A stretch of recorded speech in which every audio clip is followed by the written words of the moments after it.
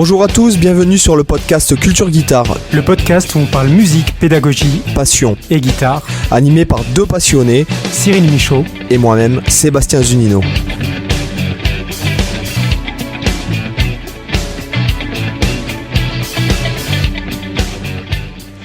Bonjour à tous, bienvenue dans le podcast Culture Guitare. Comment ça va Cyril ? Ah bah ça va très bien, et toi, t'es en pleine forme ? Ah ouais, moi je suis comment dirais-je, ça va de fort à très fort, voilà. Ah, nickel. Ouais. Surtout qu'on va avoir besoin d'énergie, là, parce que avec le guitariste dont on va parler aujourd'hui, ça va susciter, je pense, beaucoup de débats. Ah, tu crois ? Ah, je pense. Il est un tout petit peu connu. Ah, il est un petit peu connu ? Ouais, qui c'est il est dans un petit groupe américain. Je sais pas si on peut dire son nom. Vas-y. Kirk Douglas ? Ah, t'y es presque. Captain Kirk ? Capitaine Kirk, exactement. Parce que vous ne saviez pas que Capitaine Kirk jouait de la guitare. Ah. Alors, donc, on va parler de notre cher Kirk. Je vais dire Kirk Hammett, mais en fait, qu'on appelle aussi Kirk Hammett pour les intimes. Ah oui, parce qu'en fait, on y reviendra. Alors il y a tous les mimes sur Internet que sa voix elle part en courant quand il arrive pour faire un solo. Ouais. Non mais alors moi c'est vrai que ça fait, je tiens à le préciser. Kirk Hammett, j'ai été fan, franchement, parce que j'étais extrêmement fan de Metallica, notamment on va dire de l'âge de 9 ans à aujourd'hui, parce que c'est même aujourd'hui lorsque je réécoute les albums donc que j'écoutais quand j'étais petit, en fait, c'est des albums qui j'adore, j'adore. Il n'y a pas d'autre mot. Et c'est vrai que je trouve qu'il prend cher depuis quelques années, qu'il y a beaucoup de gens qui se foutent de sa gueule. Pas forcément de manière justifiée, ça va être l'occasion d'y revenir. Oui, voilà. Après, effectivement, il y a des points justifiés, mais pas tous. Moi, il y a un truc qui me, voilà, moi, j'aime pas qu'on juge les gens. Enfin, voilà. Je trouve ça, Moi, j'ai envie de dire que tous ceux qui le bâchent, s'ils arrivent déjà à avoir ne serait-ce qu'un centième de la carrière de Kirk Hammett, un millième. Voilà, il faudra déjà être content, parce que mine de rien, le mec, alors on va tout de suite rentrer dans le vif du sujet. Le principal point où il se fait bâcher, c'est qu'il est plus trop capable de jouer en live ses solos. Il fait beaucoup, il est connu pour faire pas mal de pain, pas mal d'erreurs, même des fois il démarre un demi-ton décalé dans son solo, où il démarre pas, où il fait des erreurs. Il y en a beaucoup qui lui reprochent d'utiliser la wah-wah pour camoufler ses pains, etc. Oui. Bon, alors faut savoir aussi que mine de rien, Kirk Hammett aujourd'hui, il est bientôt dans la soixantaine, si je dis pas de bêtises. J'ai plus en tête son âge. Peut-être que même il l'a passé. Non, 57 ans. Il dit, alors pour ceux qui savent pas, il souffre d'arthrite, d'arthrose. Ça, par contre, ça je ne savais pas. À la main droite ou à la main gauche, je sais plus, en tout cas, voire aux deux mains, mais en tout cas, il souffre depuis pas mal de temps d'arthrose, qui forcément, ça impacte. Il peut pas jouer comme quand il avait 19 ans dans Kill Em All, hein. Faut être lucide, même si on a des gars comme Michelangelo ou Malmsteen qui sont encore au top, qui jouent comme des bourrins à leur âge, mais tout le monde n'est pas égaux malheureusement au niveau santé. Et lui, il a forcément, je pense que ça doit l'impacter, ça doit l'empêcher de jouer aussi vite. Et malgré tout, je tiens à le dire, parce qu'il y a des gars qui vont te dire, ouais, c'est l'abus de machin et tout. Je pense pas que ce soit un gars qui s'en soit foutu plein le cornet. Au sens contrairement à James Hetfield qui a pas mal picolé, qui a été en cure de désintox pour l'alcool pas mal de fois. Kirk Hammett, ça avait l'air en tout cas dans le groupe d'être quelqu'un d'assez raisonné. Après, on connaît pas les gens personnellement, évidemment. Et c'est pas ils me donnent pas l'impression d'être des mecs rockstar au même titre qu'un Slash ou que Aerosmith. Des mecs qui ont consommé la production annuelle de la Colombie dans leur en une tournée. Voilà, en une tournée. C'est ça. Et sans parler des poules, si je puis me permettre, pour pas dire un autre mot. Mais ce que je veux dire, c'est que déjà pour commencer, il faut savoir un truc, c'est que comme tu dis, les gens jugent. Beaucoup ils ne savent pas. ils ne sachent pas, pour reprendre les termes des partisans de la Terre plate. Mais en tout cas... ça balance aujourd'hui. Ouais, ça balance grave. Et ceci dit, quand tu réécoutes, même aujourd'hui avec le recul, etc. Quand tu réécoutes Kill 'Em All, Ride the Lightning, Master of Puppets, quand tu réécoutes Injustice for All... Même le Black Album, même Load et Reload. Oui, Load et Reload, ils ont déjà viré les solos quand même. Il faut aussi penser à ça. Ça, c'est une question de maison de disques aussi. Ça, je l'avais lu à l'époque. Et autre chose, je tiens à préciser quand même que ces gars-là sont usés. Je tiens à préciser que j'ai un ami à moi qui est très grand fan de Metallica, qui a tous les trucs collector, les DVD, les exports, les machins, les imports, les trucs. Il m'a donné le DVD en fait où c'est plus ou moins un truc un peu à la comment on appelle ça déjà, à la télé-réalité autour de Metallica, où en fait les gars sont Some Kind of Monster. Voilà, avec où ils sont avec le psychologue et tout. Tu vois que les gars, il faut bien c'était pendant la période Sanger, c'était pas leur meilleure période au niveau mental. Déjà cet album-là, il est fait par Pro Tools, par l'ingé son Pro Tools. Comme tu sais que je l'aime bien cet album, moi. Moi, je dois avouer que je ne l'ai pas écouté plus que ça, parce que c'est vrai que quand je réécoute Metallica, j'ai vraiment plaisir à me mettre Injustice for All ou Ride the Lightning, Master of Puppets, dans les 5 premiers, on va dire. Le Black Album ne me plaît pas, me plaît, mais moins que par exemple, Ride the Lightning, Trapped Under Ice, tu prends Master, c'est une tuerie. Kill 'Em All, tu prends Jump in the Fire, tu prends Seek and Destroy, c'est l'hymne de toute une génération. Enfin, je suis désolé, Seek and Destroy, c'est quand t'as un stade avec 80 000 personnes qui gueulent comme des malades Seek and Destroy, j'imagine même pas l'effet que ça doit te faire. Et il y a un truc à savoir, c'est que ces gars-là, ils sont devenus connus à 17 ans. Et que tu captes bien qu'aujourd'hui en fait ils sont restés bloqués au moment où ils sont devenus connus. C'est un peu la même histoire que Michael Jackson. C'est des gars qui ont jamais eu une vie normale, qui sont jamais allés faire leurs courses eux-mêmes, qui ont passé leur vie dans des tournées, des hôtels, des machins. Alors il y a tout le monde qui va dire ouais mais ça fait rêver et tout, mais en fait au bout d'un moment t'en as marre, parce que les décalages horaires, les ci et les ça, parce qu'il faut savoir que ces mecs là ils ont un système de jet privé et tout, où il y a tout en double, la scène et tout, parce que les gars amènent leur propre scène et tout. Et en fait, le matos est monté dans une ville pendant qu'ils sont en train de jouer dans une autre, et ils enchaînent les tournées comme ça. Et ceci pendant des années, et les gars sont épuisés. De ça, les gars, ils en ont marre de faire ça. Alors, tout le monde va dire, ouais, mais quand tu joues devant 80, ouais, mais quand ça fait, on va dire que ça fait, ça fait 40 ans. Ça fait 40 ans qu'ils font ça. Voilà, ça fait 40 ans qu'ils font ça, et les mecs, ils en ont marre, et quand t'as 17 ans, tu signes avec les maisons de disques que tu cherches pas à comprendre, et je suis sûr qu'ils sont pieds et poings liés avec un contrat qui fait qu'ils peuvent pas arrêter. Donc voilà, déjà il faut dire ça. Après, comme tu dis, vient ça se rajouter le désintérêt peut-être pour ce truc professionnel. Alors moi ça n'a rien à voir forcément, mais moi j'ai été intermittent pendant presque 20 ans, donc je jouais beaucoup, et j'en ai, au bout de la 15-16e année, j'en ai eu vraiment marre, quoi. Tu vois, bon, ça n'a rien à voir, je jouais pas j'étais pas du tout une rockstar, c'est vraiment niveau peine cul, j'ai envie de te dire même, pour parler vulgairement. Mais ce que je veux dire, c'est que j'en avais marre déjà, parce que voilà, c'est bon, parce que aujourd'hui dans le monde dans lequel on vit, on n'a pas envie de faire pendant 50 ans la même chose. C'est des gars qui utilisent internet comme nous, c'est des gars qui ont pas loin de notre âge, ils ont 10 ans, 15 ans de plus que nous. Enfin, quoi qu'un peu plus peut-être. Ouais, 6 quand même. Oui, 20 ans de plus que nous, on va dire. Mais ce que je veux dire, c'est que les mecs, ils en ont marre, quoi. C'est simplement ça. Puis tu recherches plus les mêmes choses. Tu vois, par exemple, Kirk Hammett, tu peux lui reprocher de plus bosser ses solos, etc. Mais en même temps, le mec, ça fait 40 ans qu'il rejoue les mêmes solos. Et aujourd'hui, il a plus les mêmes ambitions qu'il avait à 19 ans. Et franchement, je pense pas qu'il soit encore intéressé par le fait de se foutre dans sa chambre ou dans son salon 2 heures pour bosser le solo de Creeping Death. Il a pas le temps. Il a pas le temps. Le mec, il passe sa vie en tournée. Déjà, il doit passer, aller sans mentir, c'est comme les militaires, il doit passer 8 mois de sa vie en tournée par an.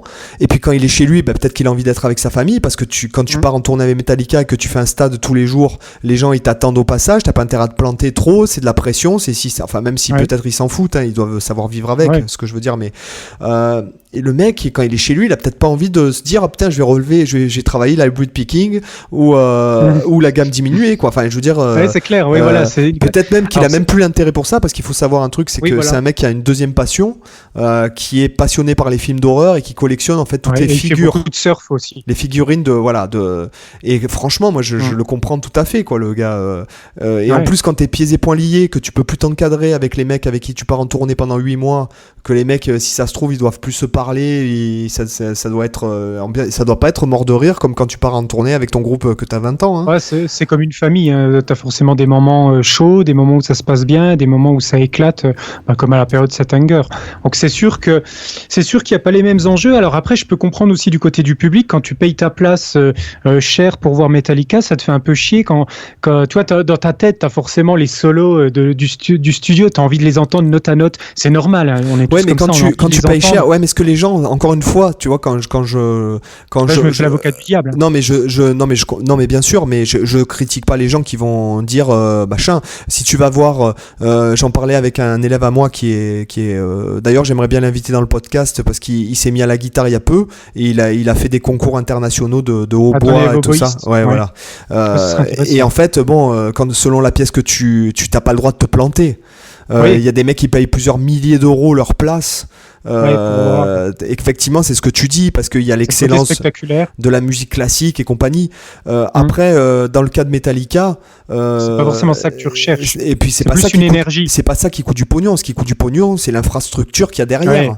C'est-à-dire que dis-toi les avions, les jets privés pour que la scène, le son de fou. Enfin, moi encore une fois, voilà, je tiens quand même à dire aux gens parce qu'en fait quand c'est ça, les gens mettent la faute sur les artistes alors que derrière c'est souvent l'infrastructure qu'il y a derrière. Comme en ce moment il y a un débat sur Spotify que quand un mec il fait 1 million de streams sur Spotify, il touche 100 balles. Non mais les gars, c'est pas l'artiste, il touche 100 balles parce que t'as la maison de disques ou le label qui se goinfre sur le cul de l'artiste. Point barre. Ouais, c'est surtout ça, les mecs, voilà, je suis conscient que le streaming ça tue le disque, ok, mais voilà. Donc il y a ces polémiques, les gens oublient qu'il y a une entreprise derrière un groupe comme celui-là de peut-être 3-4 000 personnes qui bossent, des secrétaires, même jusqu'aux secrétaires qui vont passer des coups de fil ou faire des mails. C'est une vraie entreprise. Il y a des assurances, il y a t'as le mec qui s'occupe plusieurs mecs qui s'occupent des guitares, plusieurs mecs qui s'occupent du son, l'ingénieur son retour, l'ingé light, le ci, le ça, les monteurs de scène, les mecs pour la logistique, les mecs qui s'occupent des hôtels, les mecs qui s'occupent de ci, de ça, des transports et compagnie, de synchroniser pour les aéroports. Enfin, je veux dire, c'est une entreprise de malades. Donc après, ça, le prix des places, tout ça. Bon, après, ce qui est de Kirk Hammett, le mec, il est tenu. Et encore une fois, moi j'en viens à aux gens, parce que on voit passer les mimes sur internet, tout ça, quoi. Donc les mimes, pour ceux qui connaissent pas, c'est des images humoristiques, souvent qui dénigrent une personne. Moi je dis t'écoutes Kill Em All, au moins le respect de dire le mec il a quand même converti des milliers voire des dizaines de milliers voire des centaines de milliers de gens à la guitare déjà, donc il a donné envie, il a fait rêver des millions de gens. Et si aujourd'hui... Sachant qu'il a débarqué dans le groupe en plus un peu à l'arrache, qu'il a enregistré les solos super vite parce qu'il a dû reprendre la place de Dave Mustaine. Exact. Donc c'est vrai que c'est pas encore ses solos les plus emblématiques, même s'ils sont, moi je les adore, les solos de cet album-là de Kill Em All, mais c'est pas là où tu retrouves là encore la patte vraiment Hammett, qui sera surtout affirmée après. Mais malgré tout, le mec il a assuré avec le peu de temps qu'il avait disponible et il a sorti déjà des tueries. Et je te rejoins là-dessus, il a donné envie Moi, j'ai commencé la guitare grâce à Kirk Hammett. C'est vraiment lui qui m'a donné envie. J'adore Metallica et j'adore toujours Kirk Hammett, même si... alors, au début, j'avoue, quand j'ai débuté la guitare, pour moi, Kirk Hammett, c'était celui qui était au-dessus de tous les guitaristes du monde. Il n'y avait pas meilleur que lui. Aujourd'hui, il est même plus dans mon top 10 de mes guitaristes préférés, mais je l'adore toujours et pour plein de raisons. Et puis, il a fait des compos, il ne faut pas l'oublier aussi. Oui, voilà, il n'y a pas que le niveau technique et c'est là où... ce qu'on oublie souvent, c'est que, ok, Kirk Hammett, c'est le guitariste soliste dans Metallica, mais c'est aussi un putain de guitariste rythmique. Il est quand même, parce que mine de rien, il assure aussi toutes les parties rythmiques que joue James, parce que hormis pendant ses solos, toutes les parties rythmiques, il les fait également. Donc les parties de Master, of Puppet, il les fait également. Donc il est quand même bien solide aussi rythmiquement, et tout le monde va le juger que sur ses performances généralement solistes, en occultant complètement cet aspect rythmique. Ouais, puis attends, il y a des solos, excuse-moi, c'est l'apocalypse, je suis désolé. Quand tu écoutes, par exemple, je suis pas un grand Dire fan. Steve, par exemple, rien que l'intro de Dire Steve, c'est une tuerie, celui de Creeping Death aussi. Ouais, il y a aussi le solo de Ride the Lightning qui est moins populaire, et en plus, je crois que c'est lui qui a composé en partie pas mal de titres de Master et de Ride the Lightning. Voilà, donc après moi je suis très fan des solos quand même, où par exemple pour moi le solo de Blackened, moi dis-toi, je crois que la première fois que j'ai écouté Blackened, donc le premier morceau de Injustice for All, j'ai pris une claquade. Le riff te met par terre avant même le solo, quoi que ce soit d'autre. J'ai pris une claquade dans ma tête, quoi. Ouais, c'est clair. C'est en 7/4, c'est ça, si je me souviens bien, c'est Blackened. Oui, c'est en 7/4. Je sais plus du tout. Si, il est en 7/4 le morceau. Donc en plus, les mecs, ils sont quand même, ils ont quand même été novateurs. C'est un peu les Beatles du métal, quoi. Excuse-moi, mais voilà.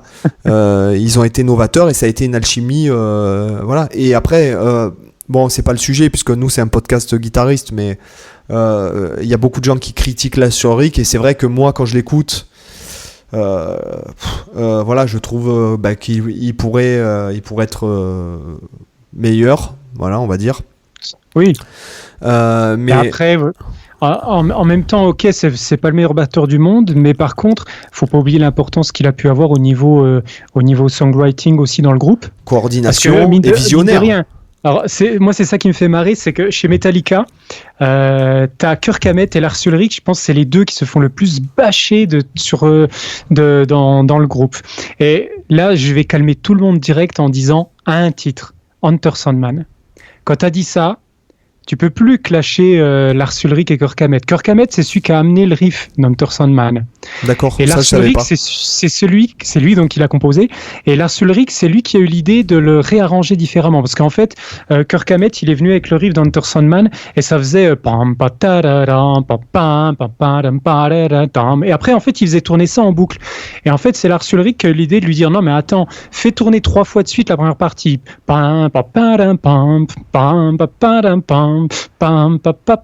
Et seulement après de mettre sa partie en accord, en power chord, tu vois. D'accord. C'est lui qui a proposé ça. Et en fait, c'est l'alchimie comme ça entre les deux qui a donné Enter Sandman. C'est sûrement un de leurs plus gros hits, avec Master of Puppet, avec d'autres, mais en tout cas, Enter Sandman, c'est un des morceaux les plus connus du Black Album et de Metallica. En tout cas, du grand public, non, parce que le morceau le plus connu du grand public, c'est Nothing Else Matters. Oui. Mais même quand je remarque, moi, je regarde beaucoup la réaction de mes enfants qui sont un peu bruts de décoffrage. Ils ont déjà entendu des trucs que la plupart des gens n'entendront jamais. Mais je regarde leur réaction. Du Alan Holdsworth. Ah oui, laisse tomber, ils connaissent par cœur. Pour les auditeurs, on a un contrat, on est obligé de citer Alan Holdsworth dans tous les podcasts. Voilà, c'est ça. Et ils ont entendu ça et je regarde beaucoup leurs réactions. Donc tu vois, par exemple là, il y a pas longtemps, je disais, j'écoutais beaucoup Ravel en ce moment, donc je regardais si ça leur plaît. Et quand je mets Metallica, de suite, c'est comme quand tu mets du Mozart, tu vois, pour eux. C'est-à-dire que vous remarquerez, les gens qui ont des enfants, mettez Mozart à vos enfants et vous allez voir qu'ils vont tourner la tête de suite. Ça interpelle de suite la puissance mélodique, les sonorités de suite interpellent de suite le cerveau humain, quoi. Il faut quand même remettre les choses dans leur contexte. Et Metallica, ça les interpelle de suite. Tu mets Enter Sandman, de suite les enfants ils commencent à bouger la tête et tout, ils disent c'est bien ça papa, on fait du rock là, tu vois. Donc de toute façon Metallica avant tout c'est une usine à riffs, hein. Franchement ils ont produit une quantité de riffs mémorables. Puis de mélodies aussi, hein, parce que Kirk Hammett, là on parle de Kirk Hammett, le sujet c'est lui, parce que en fait on se sert de Kirk Hammett pour parler des gens qui vont dénigrer des gars qui sont quand même des monuments, quoi. En fait voilà, en gros c'est ça. Exactement. Et quand Hetfield, c'est Metallica à lui tout seul. Enfin, je veux dire, toutes les rythmiques en couvert le bas, tout en chantant, avec la voix qui tue et le charisme, le charisme du gars. Parce que c'est vrai que quand tu regardes Metallica sur scène, la seule personne que tu vois, excuse-moi, il prend 80% de l'espace charismatique en fait. C'est marrant quand tu sais qu'au tout début, il aimait pas sa voix et il osait pas chanter. Il a été forcé de le faire, mais au début, Metallica, il voulait engager un chanteur. Et finalement, c'est Hetfield qui était obligé de s'y coller. Et, comme quoi, ça tient un peu de choses. Ouais, ça tient un peu de choses. Ouais. Et donc, pour en revenir un peu à Kirk Hammett, voilà, moi c'est vrai que bon, j'ai beaucoup travaillé des solos de lui quand j'étais plus jeune. Ouais, pareil. Voilà, et j'en ai appris à beaucoup de gens, je crois, parce qu'on peut dire que Metallica, c'est un peu comme AC/DC. Oui, ça fait partie des incontournables que tout le monde veut apprendre. Voilà, et puis aussi qui a traversé toutes les générations. Ouais. Voilà, de leur génération, on va dire contemporaine de eux, en fait.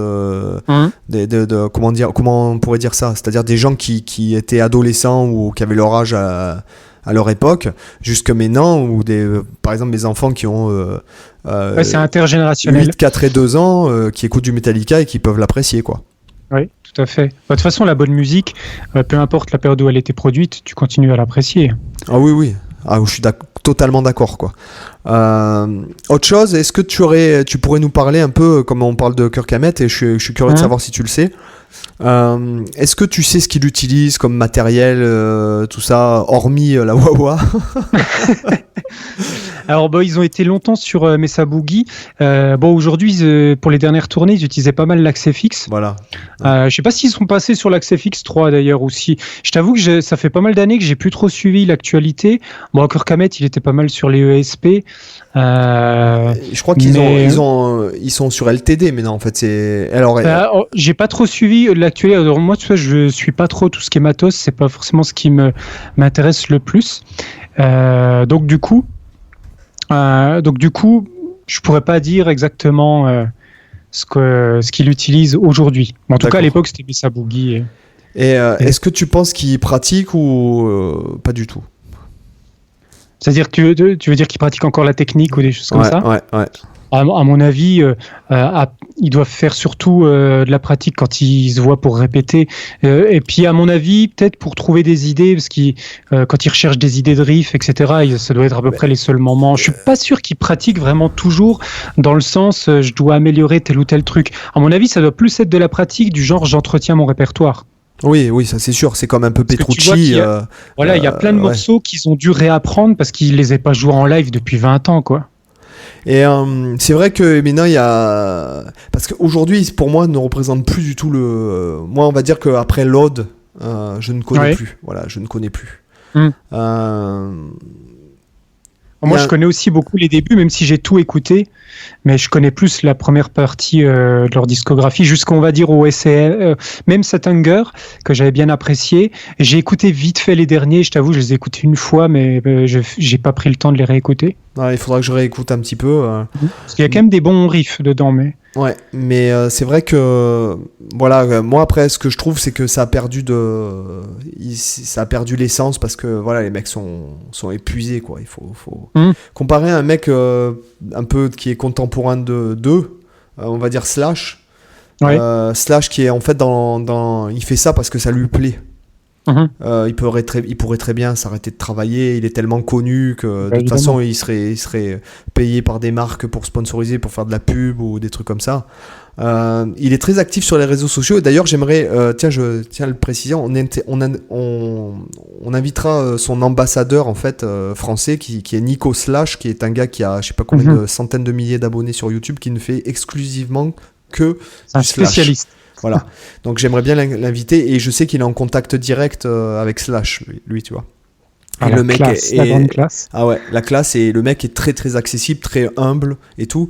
Et comparé à un mec comme Slash par exemple qui continue à sortir des albums de qualité, parce que encore une fois, on en revient à ce qu'on disait avec Romain, on en revient à ce qu'on disait par rapport à la pratique. On en revient toujours, c'est que les gars font ça parce que ça leur plaît. Voilà. Et qu'ils ne se font pas sinon, ça. tu dures pas. Voilà. Ils ne font pas ça parce qu'ils sont pieds et poings liés avec un contrat de maison de disques, etc. Ou avec, voilà, parce que de toute façon, même Metallica, ils pourraient vivre de leurs droits jusqu'à la fin de leur vie, peut-être clair. Même pour X générations. Pour leur génération. Donc, ça veut dire que clair. Derrière, il y a un contrat ou quelque chose. Donc, encore une fois, moi, je pense qu'il faut vraiment prendre ça en compte. Et je pense que c'est de là que vient le problème. En fait, là, on peut, par exemple, comment dirais-je, l'analyser entre guillemets sur Kirk Hammett, Metallica ou quoi. Mais en vérité, voilà, quand on fait les choses, quand on aime parce qu'il faut les faire ou quoi, ça devient autre chose et ça marche plus, quoi. En fait, voilà. Voilà, c'est pour rebondir sur ce qu'on disait avec Romain, c'est que bon, ben, je bosse, on bosse tous beaucoup, mais on fait pas ça pour l'argent, en fait. L'argent n'est que. Sinon, on prendrait un autre métier. Voilà, c'est exactement. C'est que quand tu veux être millionnaire, il faut être ni musicien, ni encore moins guitariste. Et alors, si tu te lances dans le jazz rock, là, c'est que t'es complètement inconscient. Mais en tout cas, il faut faire les choses parce que ça te plaît et c'est comme ça que ça marche. Voilà. Ouais. Et de toute façon, c'est sûr qu'ils sont passionnés. Et après, tu vois, au niveau de Kirk Hammett, je vais revenir un instant sur la wah-wah. Et pour ceux j'avais dit au début du podcast qu'on l'appelait aussi Kirk Hammett. C'est voilà en référence au fait qu'il utilise abusivement, on pourrait dire, la pédale wah-wah, mais en même temps, moi j'ai envie de dire, est-ce qu'il le fait si abusivement ? Parce que, à la limite, tu pourrais dire, regarde Tom Morello, tu lui enlèves sa whammy.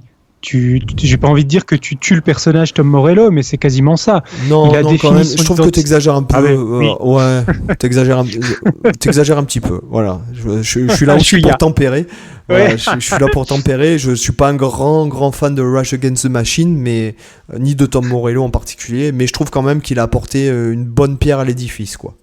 Ah non, mais j'adore le guitariste, mais si tu veux, il est dans la culture guitaristique. Quand tu vois une pédale whammy, le premier guitariste auquel tu penses, c'est Tom Morello, parce qu'il l'a énormément popularisé. Il y a Satriani aussi qui l'a pas mal utilisé. Non, même pas. Moi, je vais te dire, j'aurais dit Dimebag Darrell. Tout aussi, dépend pas chacun. J'avais pas pensé à lui.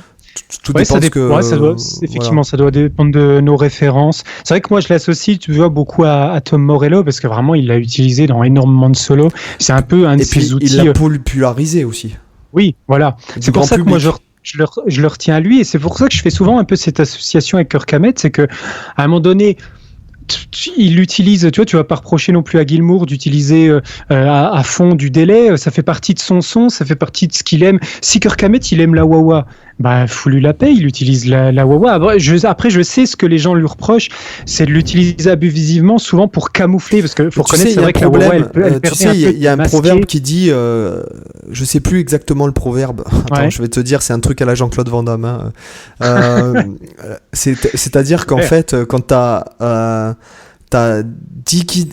un guitariste s'il y a besoin de changer une ampoule et que t'as 10 guitaristes dans une pièce, t'en as un qui va changer une ampoule et 9 qui sont en train de dire qu'il pourrait faire mieux que lui.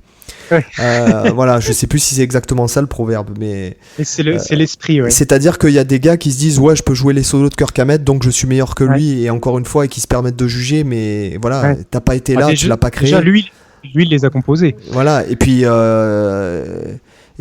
est-ce que tu penses que si tu avais été à la place de Kirk Hammett, Metallica aurait été ce que c'est devenu ? Tu vois, il y a tout un contexte. C'est comme de dire, ça y est, je sais écrire, donc je peux être Voltaire, ou ça y est, je sais jouer le solo de Malmsteen, donc je peux être Malmsteen. Mais non, ça va avec le personnage, ça va avec un état d'esprit, ça va avec les compositions, ça va avec les choix artistiques, ça va avec les choix professionnels, ça va avec les rencontres, les opportunités.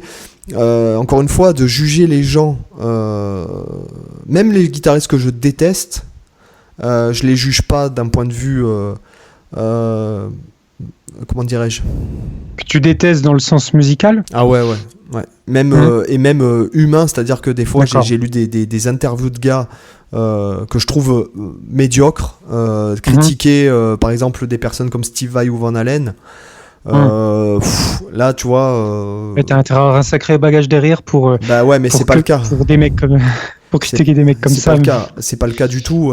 Si je te disais qui c'est, je crois que tu tomberais des nues. Mais et je l'ai lu, hein, ça a été partagé sur Facebook, etc. Donc Je tiens pas, voilà, c'est pas, encore une fois, c'est pas le but, c'est pas de, Oui. voilà. Mais ce que je veux dire, c'est que, voilà, et moi, je crois pas qu'on ait le droit de juger un gars sur une petite période de sa vie dans laquelle il est pas forcément bien, alors que le gars, ça fait 40 ans qu'il fait carrière et qu'il fait des tournées mondiales. Oui, bon, je pense qu'il a fait ses preuves depuis très longtemps et que les critiques seraient justifiées si ça avait été un escroc depuis le début. Et aussi, autre chose, il y a ce truc de maintenant de réseaux sociaux, de buzz, de sensationnel, de trucs négatifs, etc. Et en fait, tu vas plus facilement partager un mime de Kirk Hammett qui fait un pain. Qui fait un pain que pourquoi un charisme énorme de James Hetfield ou un passage où il fait un solo qui tue. Parce que James Hetfield a fait aussi pas mal de plantages, il y a pas mal de vidéos. Et honnêtement, les mecs vont pas partager, par exemple, un moment sur scène où le gars, ça se partagera moins. Et donc c'est un peu le truc aujourd'hui des réseaux sociaux, c'est que c'est des bullshit qui se partagent, alors que des trucs véridiques ne se partagent pas. Voilà, donc ça c'est un peu pour dire aussi que les gens ils aiment bien le négatif, et moi je le vois puisque je me sers de ça pour gagner en audience, comme pour les infos, c'est le négatif est toujours plus populaire que le positif. On sait que de faire polémique, ça te fait faire de la vue, ça te fait faire du clic, voilà, on le sait. Le tout c'est de faire ça de façon élégante à la rigueur si t'as un business, intelligente. Intelligente, mais encore une fois quand c'est le grand public et tout. Moi je suis pas, voilà, moi je suis pas pour ça de critiquer des mecs voilà qui comme par exemple moi j'avais des amis à moi qui étaient très fans de Megadeth, chose que je suis aussi. Je suis très très fan de Megadeth, et puis en fait il y avait cette vieille bataille Megadeth contre Metallica, et ça je trouve ça mais absolument absurde de critiquer parce que t'es fan. En fait c'est un peu comme si tu n'aimais pas. Ça c'est parce que Mustaine était dans le groupe et qu'il s'est fait virer, et du coup c'est un peu des querelles de clochers. Mais encore une fois voilà comme tu dis, mais ce que je veux dire c'est qu'encore une fois, est-ce que Mustaine, Megadeth aurait été à ce niveau là si jamais Mustaine s'était pas fait virer? Parce que clairement quand tu écoutes Rust in Peace, moi qui est mon album qui fait partie sûrement de mes 10 albums préférés, quoique peut-être des 20 plutôt, mais parce que j'en ai tellement d'albums préférés que mais encore une fois t'écoutes Rust in Peace, mais c'est l'apocalypse pendant 40 minutes quoi, c'est une boucherie quoi, les solos de guitare de qui tue, l'autre la voix qu'il a qui pourrait sortir du contexte pour être absolument insupportable et va pile poil avec la musique, les riffs qui sont apocalyptiques, ça groove, enfin c'est voilà quoi, quand je dis ça groove ça groove d'une certaine manière, pas la façon de Michael Jackson ou de Prince, mais ça groove, ça groove pour moi, c'est le fait que ça donne envie de bouger la tête, ça veut dire que ça groove quoi. Tout s'emboîte parfaitement. Voilà, c'est ça. Donc est-ce que le mec en serait arrivé à ce niveau-là si jamais il s'était pas fait virer de Metallica? J'en suis pas sûr. Peut-être qu'il aurait fait une overdose en continuant dans cet état d'esprit. Et c'est pour ça que je trouve que faire des querelles, c'est un peu comme fracasser un mec parce que toi t'es fan de l'OM et que l'autre il est en face de toi, il est fan de PSG. Ça fait partie du folklore du truc, mais encore une fois voilà, je trouve, encore pour finir, je trouve que c'est bête, et encore une fois on est là nous pour parler de tout, je tiens à préciser pour les auditeurs qu'on parlera de tout, ce qui est en rapport avec la musique, la pédagogie, la passion, les trucs, et on parlera aussi de musique qui sont pas forcément connues du grand public occidental, de musique peut-être avec des quarts de ton, la musique contemporaine pourquoi pas, parce que ça peut être intéressant, voilà. Okay. Et sur ce, je pense qu'il est temps d'appeler, de faire l'appel à l'action. Qu'est-ce que t'en penses, Cyril? Oui, peut-être je dirais juste une dernière question que je vais te poser. Si tu devais retenir un solo vraiment de Kirk Hammett, ce serait lequel pour toi? Blackened, ouais. Voilà. Tu vois, moi je dirais, moi j'en ai tellement, mais moi un que je retiendrai, c'est celui de Unforgiven dans le Black Album. Je crois que c'est son solo préféré aussi, hein, il me semble. Quand tu le vois dans la vidéo 2 ans et demi ou 1 an et demi avec Metallica, qui a l'enregistrement et la tournée, je crois que c'est son solo préféré aussi. Il en a chié pour le sortir, et il était énervé en enregistrant ce solo, justement, parce que le producteur le poussait au cul, il disait allez, guitariste de l'année, vas-y, fais-nous ton meilleur solo. Il en avait marre, est-ce qu'il arrivait rien à trouver? Et je trouve qu'il y a un truc, il y a une atmosphère qui se dégage de ce solo. Donc même s'il y a des solos que j'adore de lui qui sont 1000 fois plus techniques que celui d'Unforgiven, le morceau est magnifique aussi, hein. Ouais, c'est clair. Et c'est celui-là que j'ai envie de garder. D'accord, ok. Moi c'est Blackened, parce qu'en fait je me souviens encore de l'effet physique qu'il a fait sur moi à cette époque. Voilà, qui pourrait être, n'ayons pas peur des mots, qui pourrait être même un orgasme musical, quoi. Voilà. Ouais, je comprends. Voilà. Voilà. Voilà, sur ce, moi j'ai envie de parler de l'appel à l'action parce qu'on a besoin de vous. Je sais que ça nous saoule avec Cyril de faire ça, mais on a vraiment besoin de vous, les gars. C'est le jeu. Vous qui écoutez ça dans les transports en commun, vous qui écoutez ça en allant bosser ou en partant en vacances ou juste parce si que vous voulez continuer de nous écouter. Voilà, quand par exemple vous coupez vos carottes dans la cuisine ou que vous prenez votre douche. Moi, je veux vraiment que vous agissiez. On a besoin de vous pour référencer le podcast. En fait, donc c'est moi qui vous dis ce qui se passe à l'envers du décor, je joue la transparence. Ouais.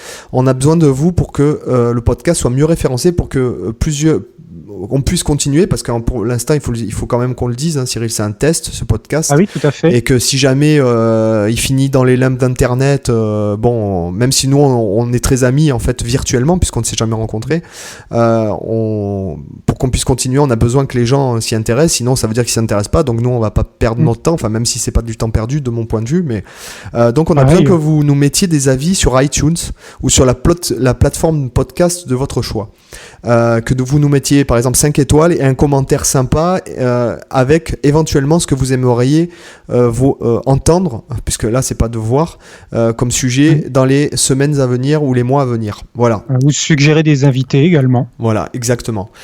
Donc vous nous laissez un avis, ça c'est cool, et sur ce je vais vous dire que vous avez dans la description tous les liens vers nos sites, nos chaînes YouTube, nos médias sociaux, etc. De toute façon via nos sites vous nous trouvez partout, et même via sur les réseaux sociaux, et la page Facebook aussi de Culture Guitare. Voilà. Cyril, sur ce je crois que je vais te dire au revoir. Bah oui, pareil, on va se dire à bientôt pour un autre podcast. Ça marche. Allez, bye bye tout le monde. Ciao, bye.